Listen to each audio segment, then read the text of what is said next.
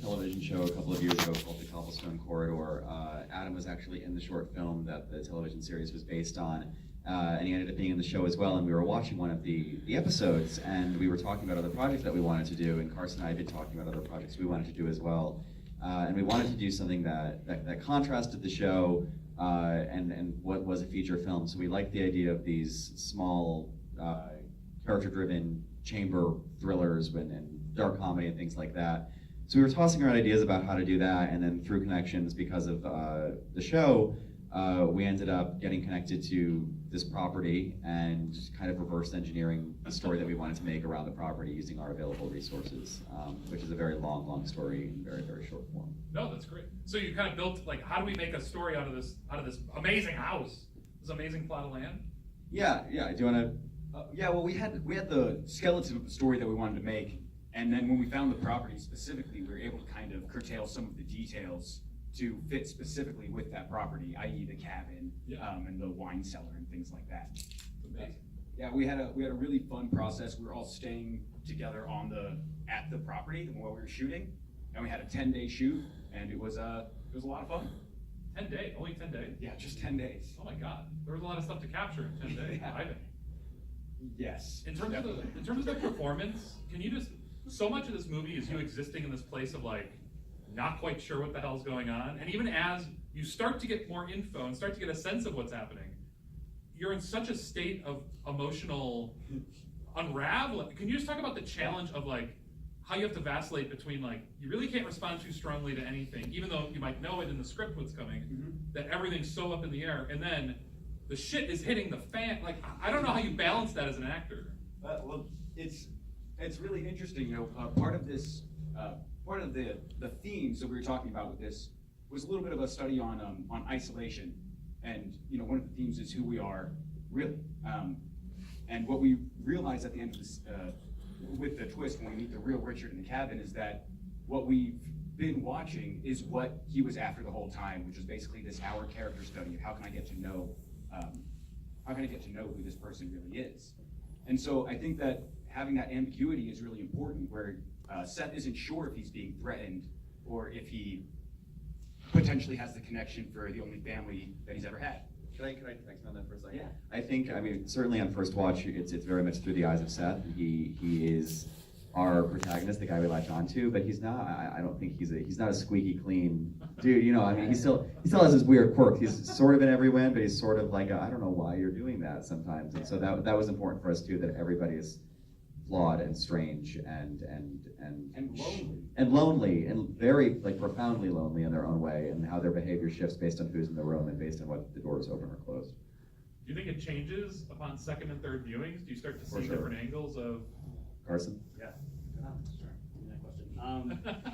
Yeah, no. Easy question. It definitely does. I think it helps to watch it on second viewing, especially knowing exactly where it ends up. And it gives you context for earlier on in the film, and that scene, the earpiece scene.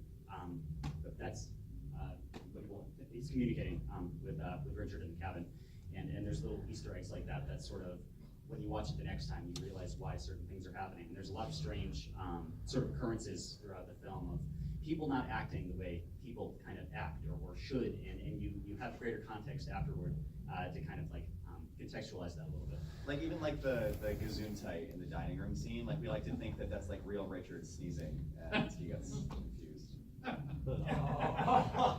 Yeah. And once you kind of realize that Richard himself is an actor, it's almost really funny to watch him kind of be like, this is the goal, this is what I'm trying to accomplish in this scene, and how can I do it? How can I get Seth to stay? How can I accomplish my job? Or when my prop goes to shit, when I can't chop this wood in half, how do I handle this moment? As if I were on stage and performing. In terms of the photography of the film, can you just talk about the challenge of when you have a single set? This has come up a couple times in just films today. I think it's just a coincidence that some of the films have had the same challenge, and one last night.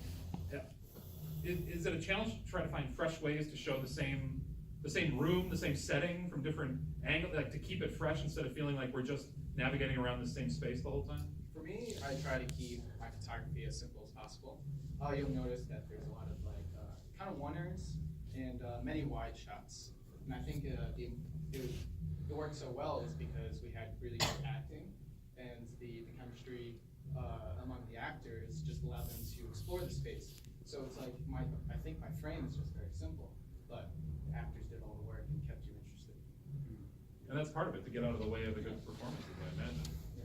And in terms of the music, can we talk, I feel like there's a fine line in this one between like, how do we, it'd be so easy to overdo it early on.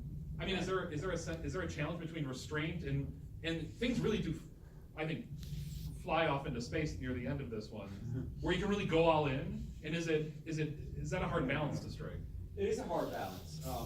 I think I was just trying to play off with the silence of the music. I mean, not the music. The silence basically of the movie, and how to play off of the tension scene. You know, everything is getting a little more and more tense as we go, but the music is not there. And it just comes in at key moments just to support the emotion. Like, you forgot there's no music in there, but when it comes in, it's just supporting that tension without you noticing it. That's the challenge. Yeah. And I agree. I think it is more powerful in those closing, in the sequences where everyone starts finally attacking each other and stuff. Where when the music does come, it really does feel like apocalyptic to me. It feels like everything is closing in and crushing. And so I have more questions. I don't want to dominate. But if people have questions, we want to open the floor, please. First up, wow. Secondly, I guess I have to pick and choose here. I don't even really want a good question. When you guys were filming on set, you said that you stayed there. Was there ever a point where you actually get a little bit of that like paranoia because you know what's happening in the film? Do you ever feel like walking through like one of the hallways that somebody's just gonna jump out at you, like you're gonna be like and then you just manage to push it aside and get on with the shoot, like? It was actually super, super fun. Like it sort of felt like a reality show sometimes because most of the crew and the cast was staying in this amazing property. So everyone it really was almost like a back to basics shoot kind of thing. Everyone was hanging out all the time and talking about the movie and how we did that day and What we had on tomorrow. what we had on tomorrow. And so you'd think someone was in bed after a night shoot and you'd walk around the corner at like 8 o'clock and someone would just still be out in the patio talking and hey yeah, let's have one more drink, whatever. And so it was just It's not nearly as intense as it was for real in the movie. No, it was. Oh, no. It was super fun. It was just we were just living with our family for 2 weeks. Yeah. But in the scenes where it's really intense and he's like going at his new supposed brother, like, so was there a psych up moment in the morning where like, okay, we're done being friends. Okay, I gotta get like really intense. Like, was there like a process? Well, it was really nice, the nights after we'd wrapped for the day, since we were all staying together, we'd be able to spend a lot of our evenings working. Nick and Catherine and myself, we all are living in Brooklyn and New York, so we were able to do a little bit of rehearsal before we got to set.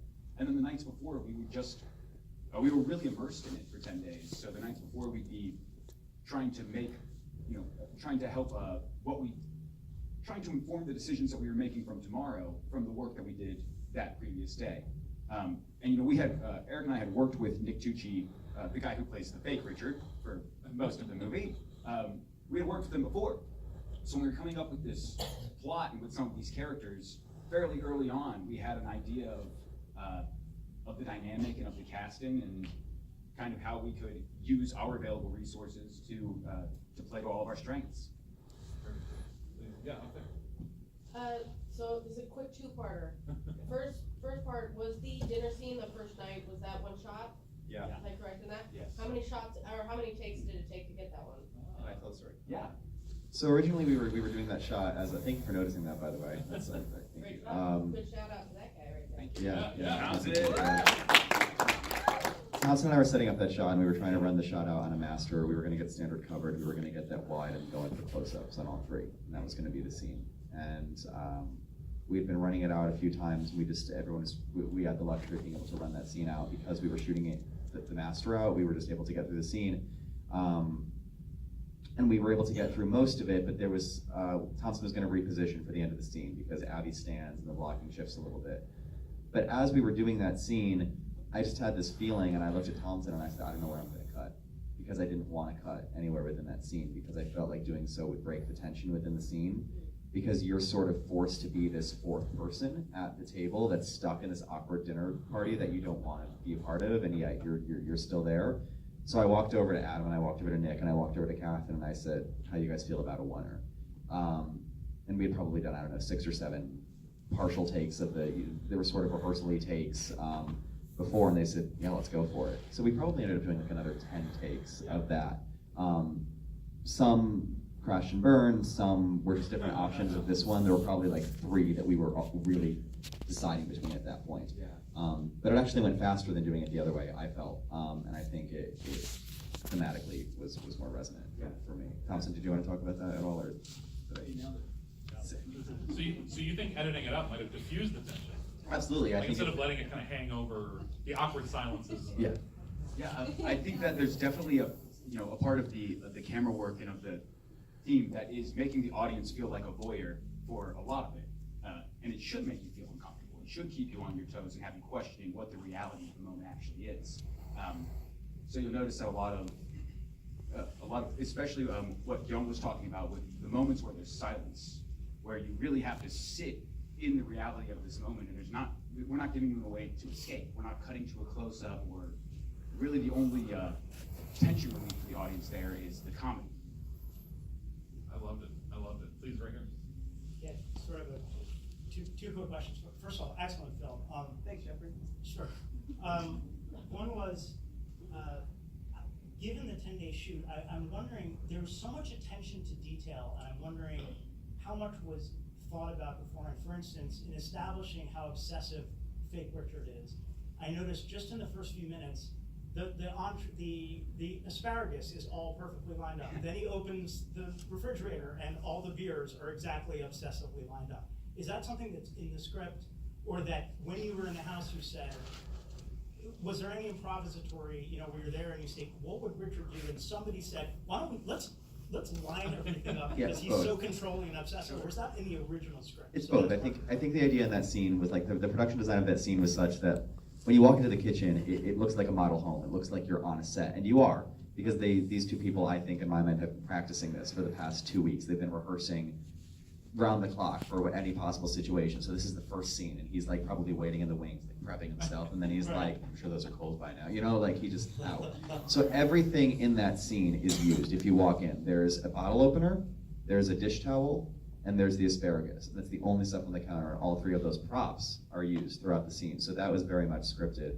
And then the bottle thing was like a last-minute thing where I said this would be funny, and then it would just contribute to the scene. So we cleared the fridge and did that. And it also, can I ask the second one too, real quick? Well, so it also sets up, just on the first, it also sets up his obsessiveness. I mean, when he's chopping the wood and she comes and says, oh, honey, I didn't know, when did you get back? And he says 48 minutes ago. Not like a while ago, or like I just got back. He goes 48 minutes ago. And he knows exactly how long it took. The 3 of us talked a lot about that specificity of time, because he does it a few times throughout, and I think it's because they really are on such probably a rigid timetable with the job itself, right? And just the odd specificity of it But all. you know that, but the audience doesn't. I mean, we just think this guy. No, but But now, once you figure out he's an actor who's had to go through this, you get to the second thing because I don't want to dominate. And of course you would never know that, but the idea is like subconsciously you're aware that something's up, and like Right. you're trusting that we know what it is. Yeah. It puts you on a different level.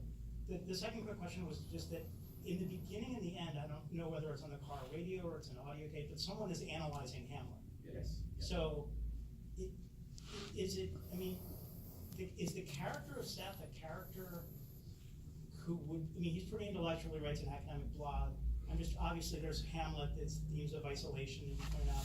I'm just trying to get my head around, why is Seth driving through Greenwich, Connecticut, listening to an academic analysis of Hamlet on his way to it? I mean, I think that honestly, it's a podcast that Seth downloaded. Oh, it's like a for his podcast. drive. Yeah, and But it's very relevant to the theme. Yeah, I mean, he is a blogger. He prides himself on being relatively intellectual, and so it seemed in character for something. It seemed in character for Seth to be listening to something very critical like this, and we were thinking of what could he be listening to that would line up thematically. Yeah, Hamlet was Yeah. great book, great book. I think we have time for 1 or 2 more, please, yes. Just wondering if you guys have any plans for a big national release of any kind. There's no way in hell people would turn that film down. Yeah. Thank you. Well, if you care to write that on our Facebook page. Yeah. I have friends who would be happy to, who are far more connected in the cities than I am. Oh, Let's go talk at this party. Yeah, honestly. Yeah, we're in the early stages of going to festivals now. We're talking to a couple of sales and distribution agents, but we haven't locked anything down. We're trying to just kind of get out here and share it with people now, and it's our first feature, so the networking element of the festivals is invaluable. And I've been kind of harping at every single screening here, and I want to try, I'll let you know. I've just been harping that little things that you think might not matter, totally matter to festival programmers, sales agents, distributors. Something as simple as liking a Facebook page, as posting an IMDb review. I'm hyper aware. I mean, I'm programming this festival and just hyper aware of what platforms this film is on, how many people are following a page, waiting for updates, if the film has a website. These things matter a great deal. So even right here, you can make a serious impact in the future arc of the film. And don't think you can't, because I've seen too many examples where just 5 or 6 or 7 festivals leads to this growing Facebook thing, great Facebook community that wants updates, and that's when a distributor sort of jumps in. And so what were you gonna say? Yeah. Yeah, I was gonna say, what's interesting too in this whole distribution things, the movie in some ways is pretty difficult to explain to a lot of people. I think it's a thriller, it's dark, it's comedic, but it's also this sort of melancholy character study. And I think each of the characters in their own way is lost or looking for their place in a certain way. And you kind of get that more when you watch it again, and you can kind of see and track each character progression throughout the process, and just say oh, they're lonely, or they're, like Erik said, just kind of trying to figure it out in their own respective way. And it's interesting because it's not a traditional film in the thriller sense or in the comedy sense. It's a big hybrid type of thing that I think when people see it, they have a firmer understanding of it. Yeah. And that's what we need more of, by the way. We need fewer Thor sequels. We need more interesting, original, don't know where this is going. I'm a little uncomfortable, but then I sort of figure out where it's going. There's a sense of discovery and epiphany, and that's what we need from movies, I think. So we have time for one more if there is one out there. I know I started to veer off, please. How many marshmallows did you get in your mouth? Oh, no. I think my record through the takes was 12 or 14. He's trained, so. Yeah, I used to do the Blue Man Group in New York, so I had a lot of training shoving hundreds of marshmallows into my face. So it came in handy on this set. That's why we cast him. Yeah, that's why they cast me. What do you think? Should we go to the party? Should we Yeah, if anybody, thank you all for being here tonight. If anybody cares to continue talking to us, we're more than happy to keep chatting with everybody. We're friendly. So. And there is an after party. Your ticket does get you in. I think we're actually hearing some of the music from it. I'm sorry about that. But there's a bar, there's snacks.